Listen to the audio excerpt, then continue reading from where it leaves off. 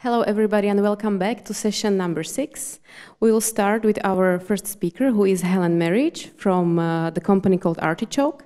And she called herself a producer of large-scale, disruptive, and ephemeral moments that place an artist's ideas in the heart of a city. Helen, welcome. Can you hear us? I can. Thank you very much for having me here.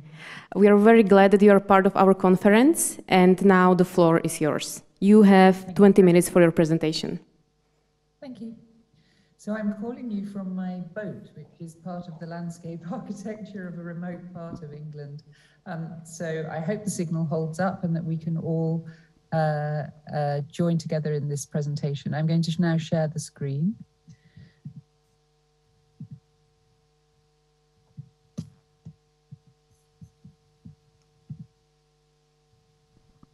And I hope everybody can see that. I'm sure you'll alert the organisers if nothing is clear. I am the director of a company called Artichoke, which exists in England to create large-scale events that take over the public realm and change the way people look at their familiar surroundings. Our belief is that if you can transform the physical space, you can also transform the feelings and attitudes of people who share that space with each other, with the artist's imagination, and with the normal daily life of the city.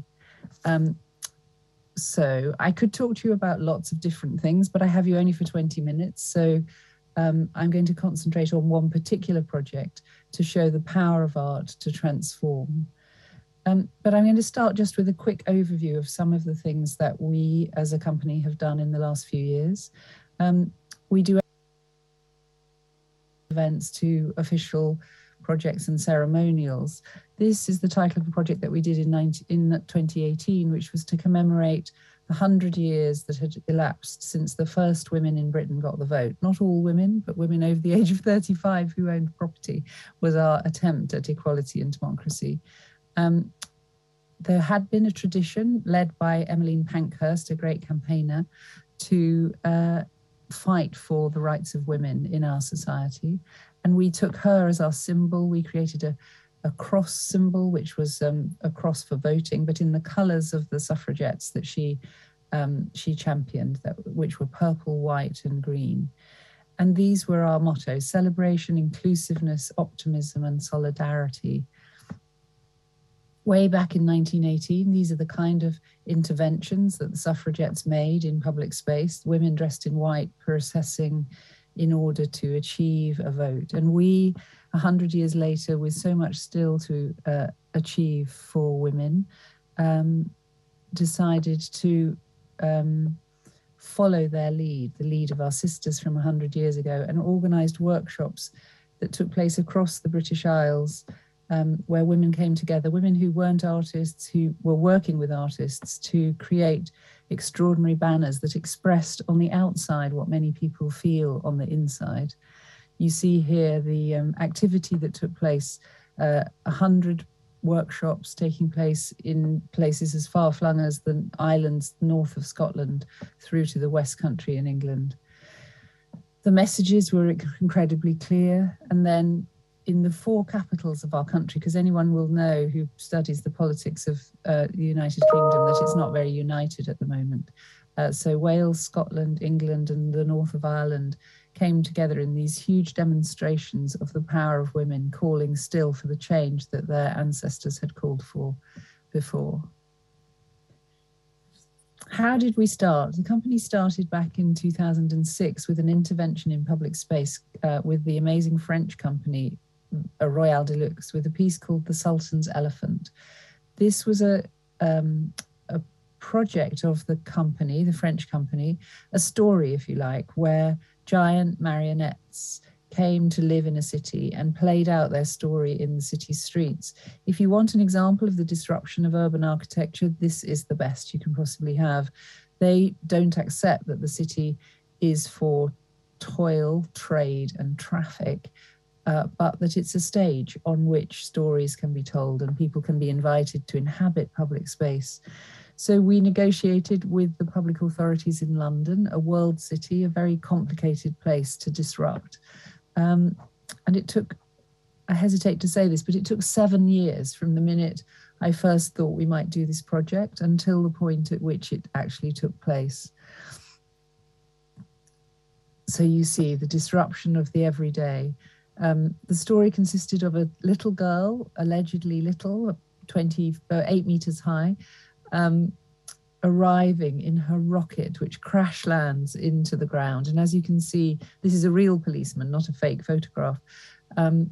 There is no announcement about what's going on. This doesn't say this is a theatre piece by Royale Deluxe. It simply is an event which is taking place in real time. The little girl's rocket stays for 24 hours, and then she emerges. And you can see she's a huge and glorious marionette manipulated by humans, but absolutely has her own life, her own sense of adventure.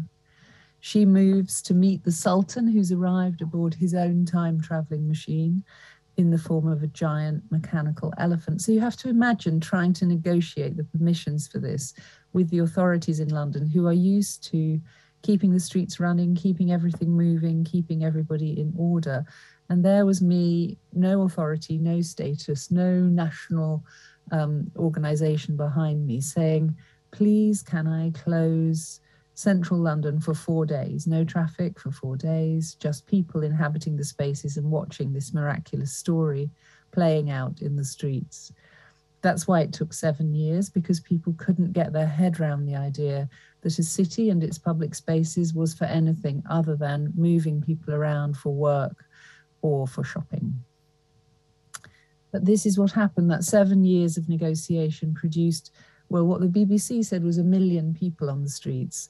And you have never seen so many people smiling. The idea that their streets could be disrupted for something as ephemeral and whimsical as this, but something that had so much meaning. You'll also see in front of the policeman, which is very interesting, the kind of barriers that we used, a simple piece of red and white hazard tape, because there was such trust between us as organizers and the audience that we knew that if we said, please don't come here in this space, they would obey, because nobody wanted anything but that the show to be a huge success. There were moments of extreme tenderness. Little children played with the little girl, as they called her. And this is the closing part of the show, when allegedly 1 million people came out on the streets of London. This was only 9 months after the terrible bombings of the London Underground on the 7th of July 2005. And it was a city in which people were very frightened, didn't want to be out in public space, but suddenly they did. There was an invitation to come, to do something spectacular, to be part of something. And our intervention in that public landscape allowed people to re-inhabit the place. This was our first show, which is a big thing to do when you're just starting out. And we've since gone on to do about 16 or 18 different performances, different events, all using public space in different ways. A very singular way that we did it was to work with the great English sculptor Anthony Gormley, Sir Anthony Gormley, who was commissioned by the Mayor of London to create a piece for the 4th plinth. Anybody who's been into Trafalgar Square in the centre of London will know that Nelson's Column, lions, fountains. There are 3 plinths, each with a military statue on the top, and there's an empty one which is used as a temporary platform for public art. Anthony wanted not to put a sculpture on the top, not to intervene architecturally, but to offer this platform to living human beings, 1 hour at a time for 100 days and nights. That's 2,400 hours. He asked us to produce the piece for him, and after some negotiation, we agreed to. The only architectural addition was, as you see, this net, which supports the performer or person on the top of the plinth. We ran a very broad communications campaign, asking people, everyday people from everyday walks of life, would they come, would they be part of this project? And I'm very proud of this demographic, which shows that from the far north of Scotland again to the north of Ireland, right the way through Britain, you see concentrations where there are big cities. And we offered the opportunity to people according to a computer algorithm which selected them on the basis of population density. We never asked anybody what they were going to do. We simply asked them to be there at their allotted time. 2,400 hours saw people, some people performing, some people doing nothing, some people reading a book, some people campaigning, some people just wanting to be present, wanting to be part of something. And the technical challenges were invisible to anybody watching and anybody participating, but it was a very, very complicated piece to do. So that's just a sample of some of the things that we've done. And I'm now going to concentrate on our project that we did in the north of Ireland, just to show that these interventions in the public landscape can have huge and long-lasting impact. We did a piece by the great American artist David Best, who any of you who've been to the Burning Man festival in the Nevada desert will know David and his the way in which he invented the temple. So the Burning Man festival is a huge festival of 70,000 people who meet in the desert each year, and bring the values that the festival has are very particular. So there is no money that changes hands. You have to bring with you everything you need to survive 10 days in the desert, including water. You have to leave no trace when you go. So everything is left as pristine as it was when you arrived. Tens of thousands of people drive across Nevada to get there. Every camp, the people camp in particular areas. Each camp gifts something to other people. So they might gift free orange juice, yoga sessions, all kinds of things are gifted by each camp. And you can move through the camps and survive simply on the generosity of other people. It's called Burning Man because on Saturday night, a huge effigy of a man is burnt in a sort of ceremonial ritual. And David, who's an artist in his 70s maybe, had been going to Burning Man for some years, and a friend of his had been killed. And so David built a temple, not a man, away from the Burning Man, away from the whole camp, as a sort of shrine, if you like, to this person who died. And he discovered that lots of people wanted to memorialize their own friends, family, relatives who had been lost in that time. And so each year he comes back. He's done, I think, 11 temples. And I think other people are now invited to build them on different years. But David is the main architect. Anyway, we were working in the north of Ireland, which is the red part that you can see on the left-hand island. For anyone who doesn't understand the politics of our complicated lives, Britain, the main part on the right, used to occupy and rule the island of Ireland, which is on the left. In 1921, there was a partition. The 6 counties in the top corner of Ireland remain part of the United Kingdom. The green, white, and orange part is a separate republic, causes huge tension. The fighting has been going on for 500 years. Even now, over the Brexit and the protocol which exists, this is still the cause of some dissension. It looks like this. It's very strange. And this is what it used to look like 30 years ago. There was real fighting in the north between those who wanted to unite with the south and those who wanted to remain part of the United Kingdom. This is a very simplistic history lesson. Apologies for anyone who understands these situations better than me. There was rioting, there were killings, 3,000 people killed, British troops in occupation. It was a terrible situation which was resolved to some extent by a peace process. So I was working in the north of Ireland and I came across this tension in a town called, depending on your point of view, Derry, if you're a Republican and you want to be united with the South, or Londonderry, if you are a loyalist and you want to be part of the union with the United Kingdom. So this is a road sign that exists today, lots of these around, where London, part of Londonderry, has been painted out to show dissent against the apparent British occupation of the north of the country. This is in the city of Londonderry, or Derry, as you might call it. This is British loyalists flying the flag of St. George with the curbstones painted red, white, and blue. This is on the other side, the Republican heartland, where they celebrate the resistance to what they saw as British occupation, which went on through the 60s, 70s, and 80s. It's a very tense place. And there is a tradition, which is shocking in part, which is children in the summer holidays build these bonfires. Here's urban architecture for you, design architecture in the public realm, built out of pallets. The tradition is that you then fill them with the effigies and flags and insignia of the people that you hate from the other side. And then you burn them. There are 3,000 every July across the city, and they're built in residential neighborhoods right next to places where people live, as you can see. And I thought this was, I mean, it's seen by some as a community celebration of identity and by others as an aggressive act. And I thought maybe there was a way of doing something different with different values. So we approached David Best. This is one of his temples at Burning Man. And you see how they're used as a place where people can express their views, their pain, their grief, their love, their joy.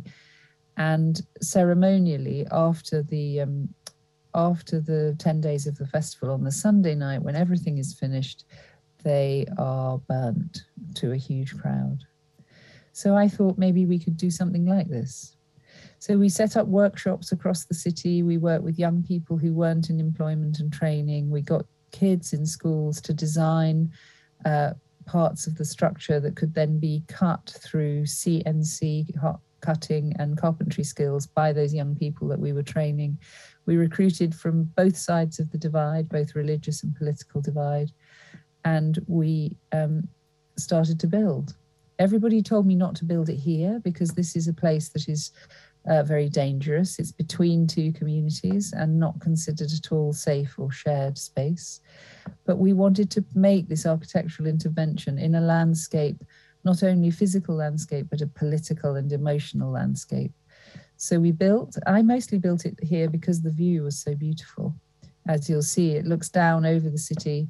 You see the two cathedrals, the Catholic in the distance, the Protestant cathedral in the center, and our new secular space, inviting anybody and everybody to come and to express those things that perhaps are inexpressible.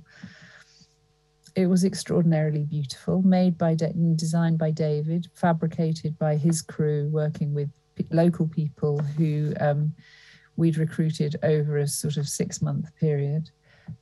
They came in their thousands to see. This place that everybody said nobody would come to because it was too dangerous became inhabited by tens of thousands of people who just wanted to be part of something that was about reconciliation. It was about recovery. It was about letting go the history and the pain of the past and making something new together. This is it lit at night, looking down over the river and across out to the mountains that exist beyond the city. The city is about 50,000 people, maybe. 65,000 people came throughout the week to write their messages, to express their views, to utter their messages of hope. And then right at the end, when we were finishing, we ticketed the final burn just in order to control the numbers because it was clear that so many people wanted to be there. So 15,000 people came to witness the burn. We incinerated the whole thing, and people felt an extraordinary sense of catharsis and a sense that for a brief moment, and it would be absolutely wrong to pretend that this solved the conflict in Northern Ireland or contributed significantly, but for this community, for this brief time, this was an incredible moment when warring factions met together in this space without any sense of territoriality or any sense of ownership, and just said the things that made everybody human.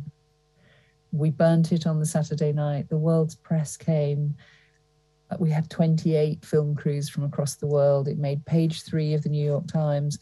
And one of the community organizers who had lived through the period of the Troubles wrote to me afterwards and said, the last time the world's press came to the top of the hill, which is what this area is called, it was for the massacre in Annie's Bar, which is their local pub, where people drinking on a Saturday afternoon were shot dead by their opponents. So she said the last time the world's press came, it was for the Annie's Bar massacre in 1973. And now we've shown them that we're not like that anymore. I think that's my 20 minutes.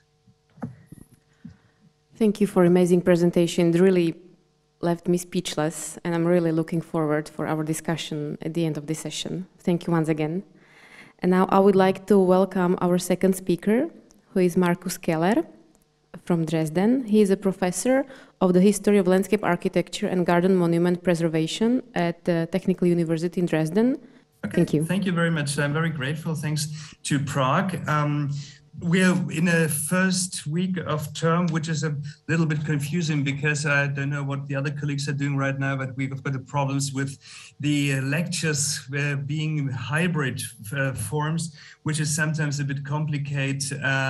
So you always feel like being in a TV studio with all the students, and this sometimes gives us a little bit of complication. So I just try to get on the, hang on. Okay, the presentation, just wait a moment. Because I want to talk to you with the topic of education and landscape. It's of course, I cannot put all my thoughts and ideas in a lecture within 20 minutes. It's a broad field to discuss. But what I wanted to show you, or what I wanted to suggest, are some topics, some questions, and I think it might be quite helpful for a further discussion. I'm starting with general questions. So who should be educated in the field of landscape architecture?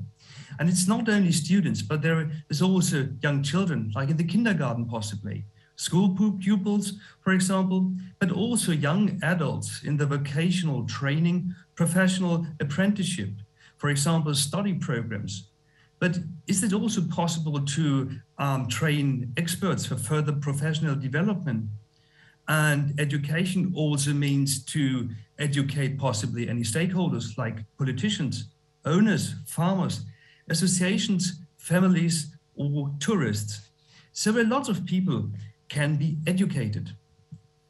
But why should we be educated?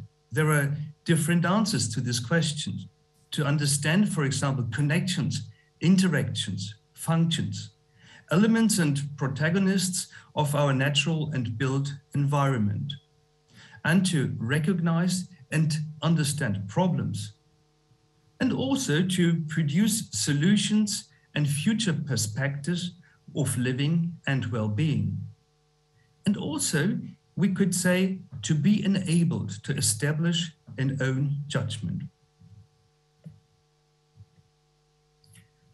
A major problem or massive conflict dominates any landscape education nowadays. There are two sides of actual growth. One side is the increasing deterioration of biodiversity, also an increasing of meteorological disturbances, just want to say climatic change, increasing losses of identification and routing, which traces romantic, eco-romantic migration to cities, stylization of Heimat and other things.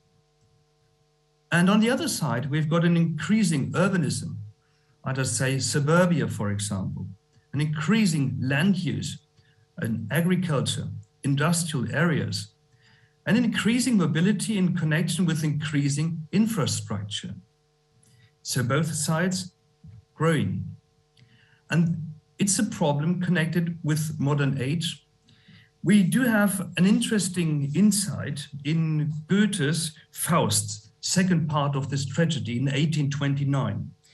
And there is the couple of Philemon and Baucis who live in a rural hut in the countryside. And Faust develops his ideas to drainage and to dike in his landscape because he wanted to develop his land. He wanted to give it to a new future. He's a modern thinking man. At the end of the story, the couple got killed by the ideas of Faust, by the modern and, let me say, industrial ideas of that man. So we are facing a problem which goes back 200 years and even more in history. The backlash of this development can be traced into two different movements. And I just want to give you two examples. First, it's the formation of movements preserving natural environment and historical monuments.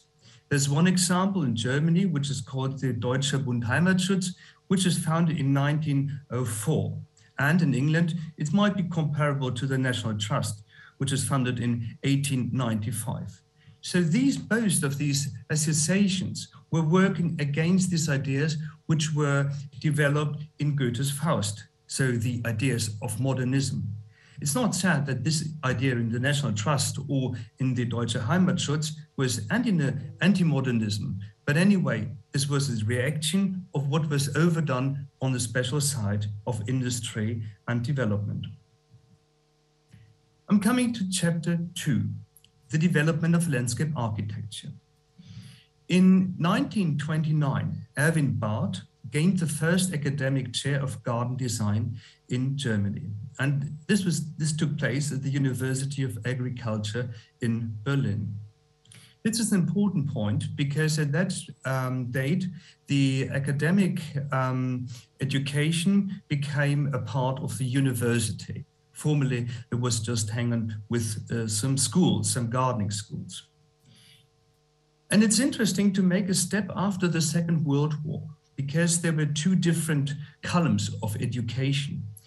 Academic education in post-war Germany meant roughly, in the West, an ideologic landscape perception, which were hanged out, connected with the Nazi system very much, and also gardening and garden design.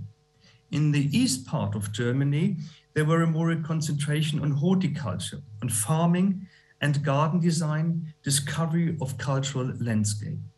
And these are two traditions which were struggling at that time.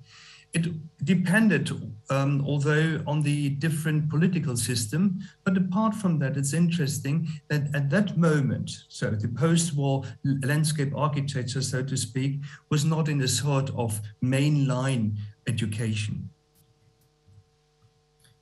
And we made a little, wouldn't say discovery, but we made a little research work on a discussion that was quite interesting, taking part in the decade in between 1960s and 1970s, depending on the Humboldt University in the East. Because there were a fierce discussion about the direction of any gardening training, I would say. It's not specially landscape architecture.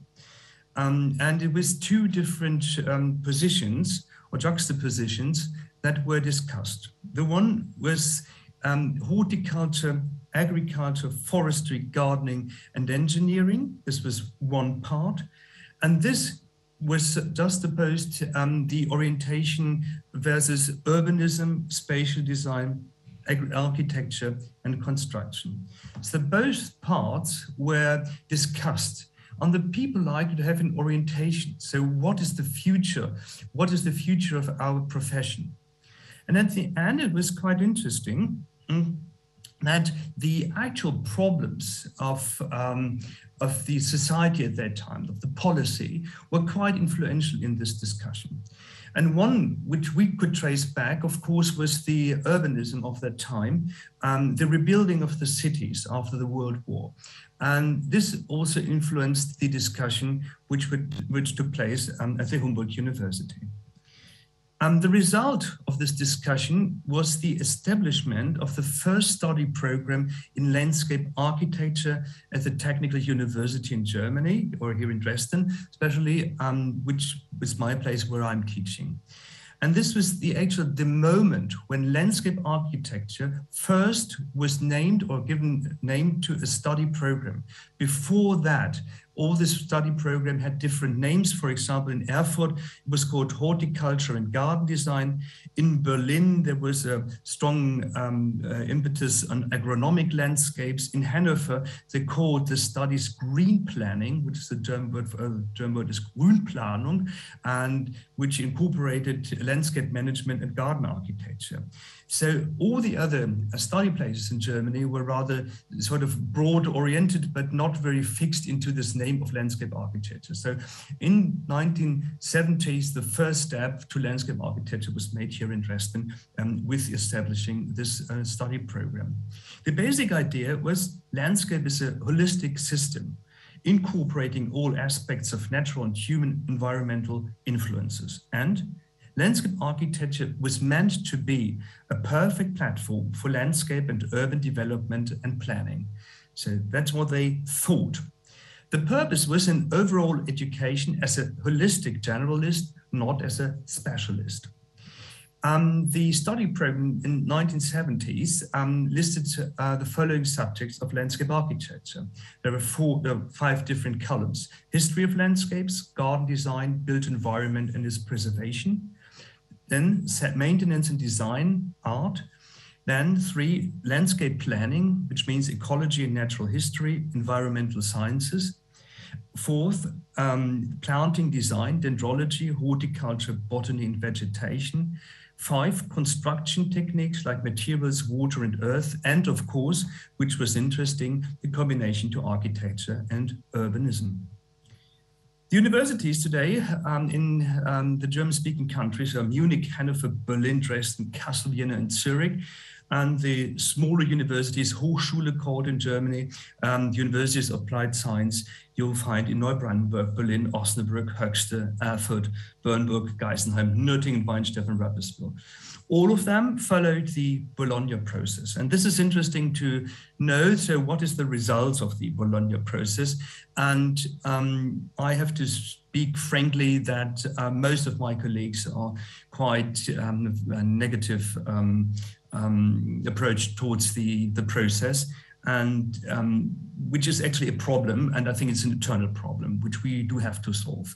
One of the reasons is that schooling instead of academic teaching is ruling our courses. Then there's also incomprehensive study courses due to financial shortcuts or personal incompetence, which means that rededication of modules and even chairs got new names and new impacts and things like that. And also there's an incomparable and incoherent study programs, which I could say, for example, in between Wrocław and Dresden, lots of things doesn't work because the study programs are not very comparable. So this is also a problem. And maybe it's an urgent need to have a reset by the IFLA and UNESCO Charter for Landscape Architecture Education, which was signed in 2017. So this is an internal program which we do have, which doesn't really help us to, which weakened us actually in that what can be called landscape architecture. Step 3 means applied education. Education is based on research work, science, knowledge, discourses, teaching, experience, training, practicing, methods, tools, and so on and so on. So it's a broad range. And if we just look further on, so education means to take all this and multiplicate it and form lessons and lectures and things like that. The dominant role is still played by the university. That's my opinion. Forms of our educations, of course, are project courses, studios, lectures, seminars, internships, and things like that. I think this is all around the world. We are based on this forms of education, especially within the universities. But apart from that, what we have to ask ourselves is, are the students our only target for education, who also needs education? Are we successful in our doing? And do we sit in an ivory tower possibly, or who is listening to us? What are our messages? How do we communicate? This is all questions which we have to ask ourselves concerning the education.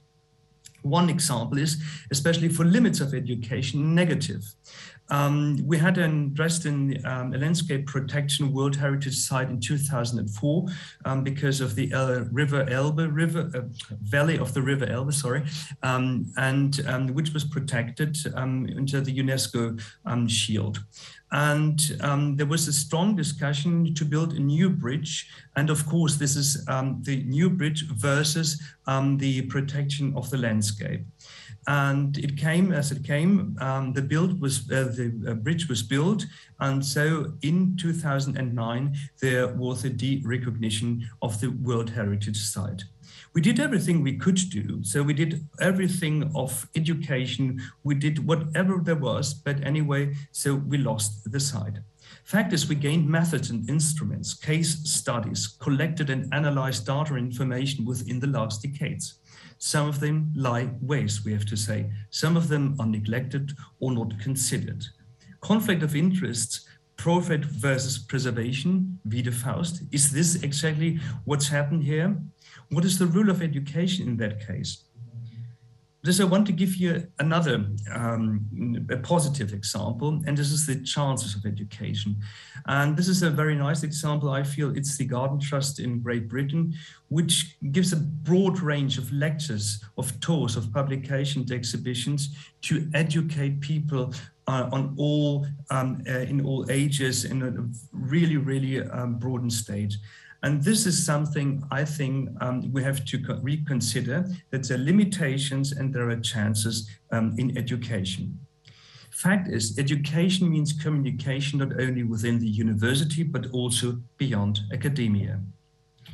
Chapter 4, is landscape education a key for developing a better and sustainable environment? I think yes, but there are limitations and topics to be considered. I just want to give you three of my ideas. We face a more and more an emotionalized world. Emotions influences the discussion, the discourse, the handling of facts, even though more and more students inscribe because of nostalgic utopia and escapism, not because of evocation or scientific curiosity. Expectations changes regularly into frustration. This leads us to the question, what image do we transport? Second, hypergrowth and industrialization are still our major challenge and opponents. Complex development is often simplified to negate planning instruments. Moreover, architecture regularly plays a negative role in terms of sustainability and climatic balancing. Are we still happy with landscape and architecture, with this marriage? Or do we have to reconsider our standpoint? Are we convinced that we will be more and more important in the future in offering and broaden our knowledge? And third, communication became more influential due to COVID. How will we use it in future? Is it a chance for a better education? My conclusion is teaching landscape architecture faces limitations and challenges, but gives nevertheless a perfect basis to set off ideas for a future world. Education is not limited to universities. The transformation from knowledge to education must be expanded into society by a better and new communication.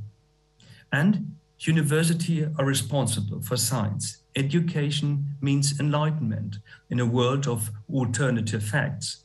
Our benchmark is quality and truth. Thank you for listening. Thank you very much for a very interesting presentation, and I would like to open the discussion now with both of you. I have to say that your presentations were very different at some point, but very similar at the other. Which is actually great. And my first question goes to Helen. Landscape architecture, even though it's livable and very changeable, it is more of a permanent structure. And I'd like to know, how can such an ephemeral event that you create leave a footprint in the very permanent landscape of the city? So cities, it depends what you think of as a city, I guess. Cities are, for most people, I think, considered to be an agglomeration of buildings and streets. But for me, a city is about people. It's about how people move between home and work and play and park, and how they move from the city to the countryside. So while most of our work is ephemeral and leaves no trace, just as with the Burning Man example, the traces it leaves are in the minds and in the memories of people who experience that work. And that has profound implications.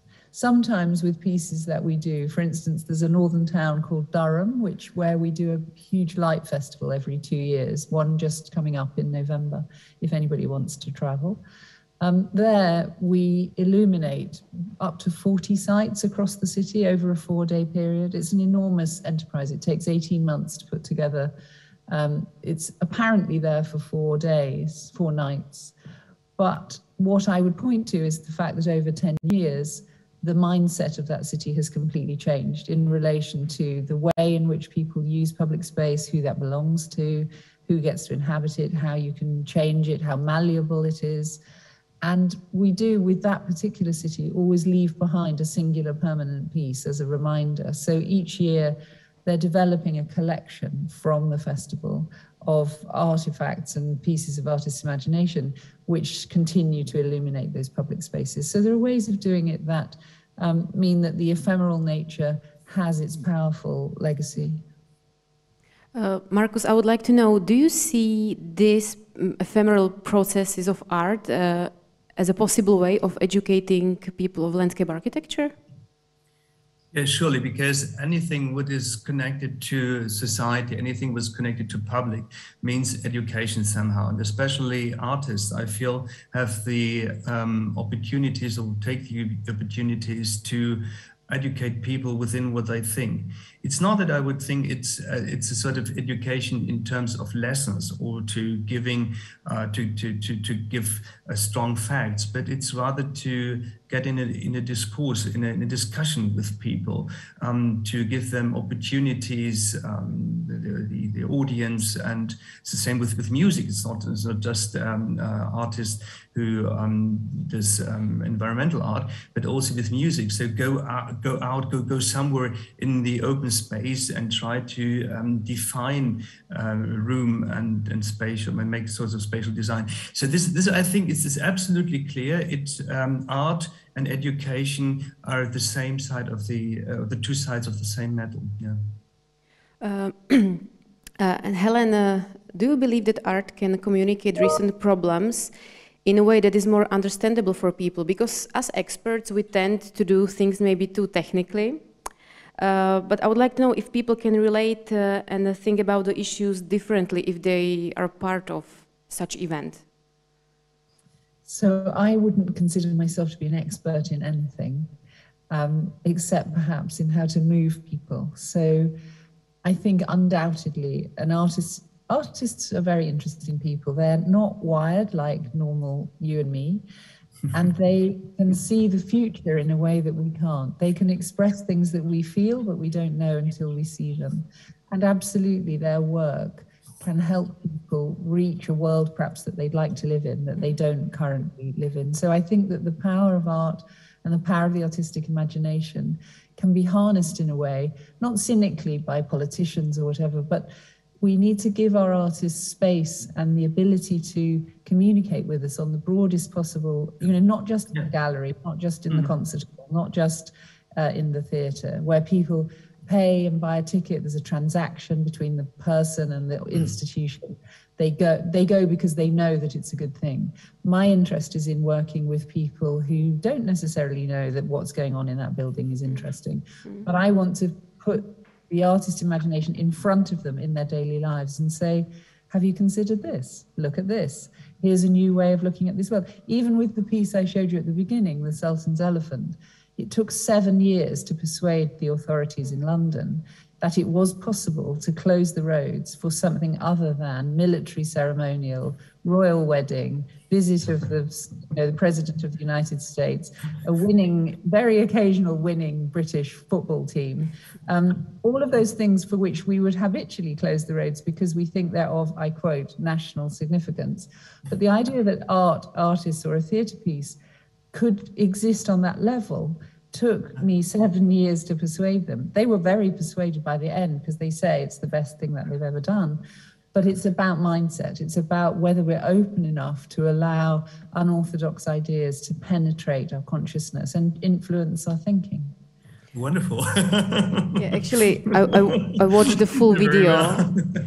I watched the full video of that evening, and it was just amazing. It left me speechless, really. Mm-hmm. Great work, great work. So Helen, how do you work with local communities? How do you approach them? Because it's for example, that project you showed, that was the statue, the human statue, that was large. So how do you do it? So we had 35,000 applicants for 2,400 places. I was always worried we wouldn't get enough people, but we had more than enough people. I think it's about trust. I think it's about not patronizing people. I think it's not about saying to them, tell us your ideas because then we'll make those happen. We work in England at the moment, there's a push to say everyone is an artist, everybody has valid ideas. I think everyone is creative. I don't think everyone is an artist. So the way we work with communities is that we introduce to them an artist or a group of artists and their desire to make something happen. And very often that's so infectious because the ideas that the artists are putting forward are so amazing and so unlike anything anybody could have thought up on their own. And people have a real desire to be part of that. And so even with the processions piece I started with, where we got communities right across the country, you know, it was hard to say to someone on a remote Scottish island, will you make a banner? It's going to be part of this nationally significant thing. That tiny community was so pleased to be involved and invited, and then really delighted to go through like a 12-week workshop process that led to something that was meaningful for them. You know, the Scottish community of women came to Edinburgh for the big procession. That meant a 3-day journey, sleeping in church halls at night, but they really wanted to be there because they wanted to feel that their contribution was valued and that they had something to say. Yeah. I have shivers now. It's really, really beautiful. So, Marcus, how do you approach people when, except students, when you want to tell them what's landscape architecture?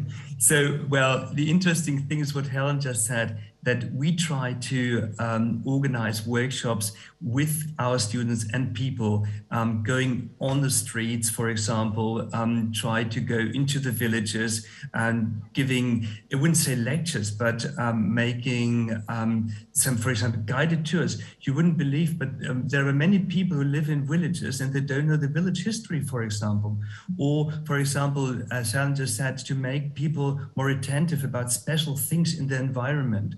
And this, I think, is very, very important because very often, Helen, as you just said, people are so happy about it and they're so engaged. If you just give them something, I wouldn't say even back, but to give them something which is also a part of their history, biography, and evaluate it in a very, very good way. And so I think, Helen, you did a very, very good job with just enabling people to see what's in their own environment.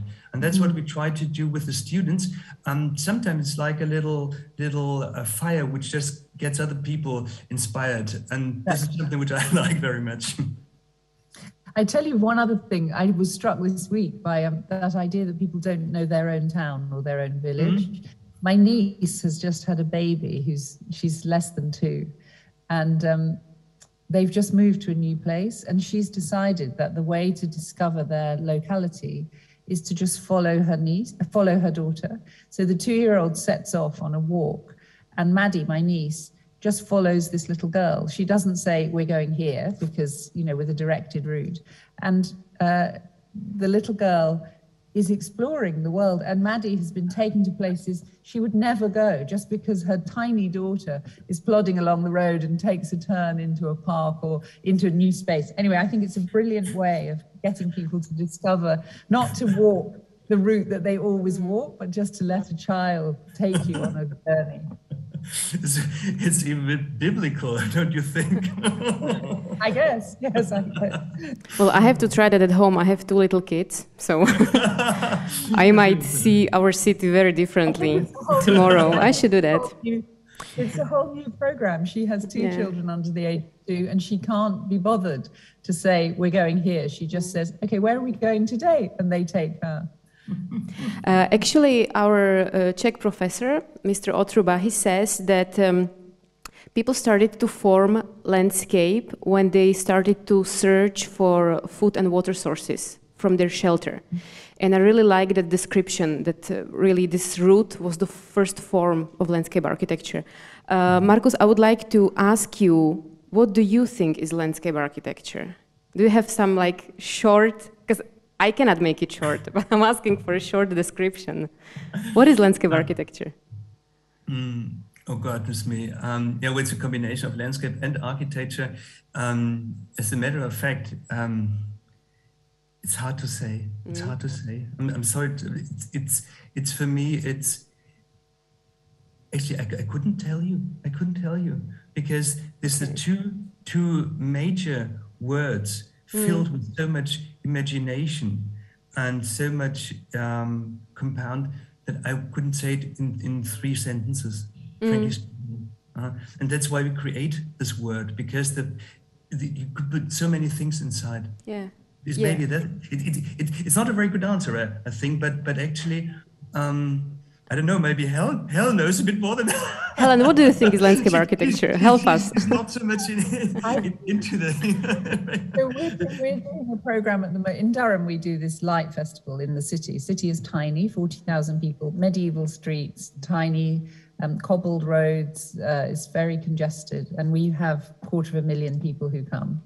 But this year, for the first time, we're expanding the program from the city centre out into the county. So it's a huge, beautiful county with a coast, sea coast on one side and mountains on the west side.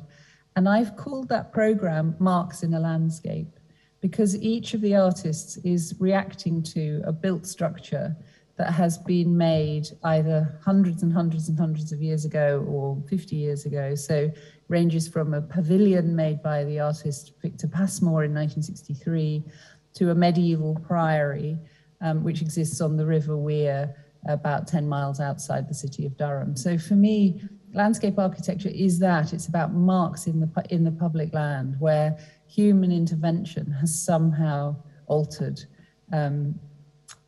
the natural landscape, I guess. That's what I'd say. But that's probably more than 3 sentences. Thank you very much. Unfortunately, we have to. Unfortunately, we have to finish our discussion, which I'm really sad about, but we have to follow the plan. I would like to thank you once again for amazing discussion, and I hope that we can continue with the discussion in the Hangout session, that all of you are welcome to join. And now I have to hurry up to the main room to give you a conclusion word. Thank you once again. Thank you very much, and I hope to see you once time. Yeah, thank you. Come to Durham, come and see the marks in the landscape. All right, yes, sounds very promising, yes, thank you. Thank you both.